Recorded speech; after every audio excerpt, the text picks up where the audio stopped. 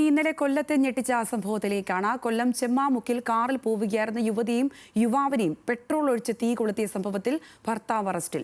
ഭർത്താവ് പത്മരാജൻ തന്നെയാണ് പോലീസ് സ്റ്റേഷനിലെത്തി കീഴടങ്ങിയത്. ഭാര്യ അനില സംഭവ സ്ഥലത്ത് വെച്ച് തന്നെ വെന്തു മരിച്ചു. സംഭവ സ്ഥലത്ത് ഇന്ന് ഫോറൻസിക് സംഘം പരിശോധന നടത്തും.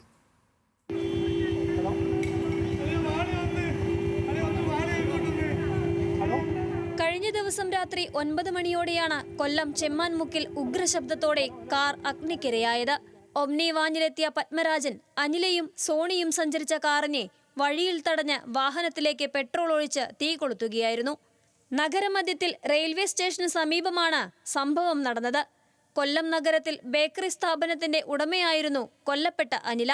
ഇവരെയും സ്ഥാപനത്തിലെ പങ്കാളിയായ യുവാവിനെയും ലക്ഷ്യമിട്ടായിരുന്നു ആക്രമണം. കുടുംബ പ്രശ്നവും സാമ്പത്തിക പ്രശ്നവുമാണ് കാരണമെന്ന് പ്രതി പോലീസിന് മൊഴി നൽകി. ഇരുവാഹനങ്ങളിലുമായി 3 പേർ ഉണ്ടായിരുന്നുവെന്ന് ദൃക്സാക്ഷികൾ പറഞ്ഞു.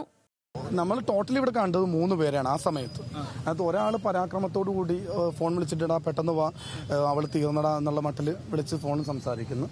ആ സ്ത്രീ ആണെങ്കിൽ ഉടനെ ആ ഡോറ് തുറന്ന് അങ്ങ് മറിഞ്ഞ് വീഴുന്നു. തീ എത്തിയിട്ടേ ഉള്ളൂ.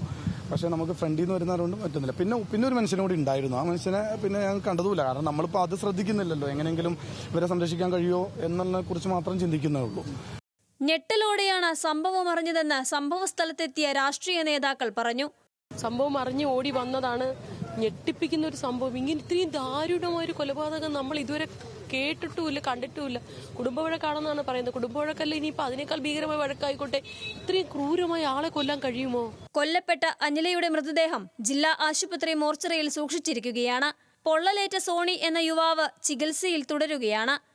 ന്യൂസ് മലയാളം, കൊല്ലം.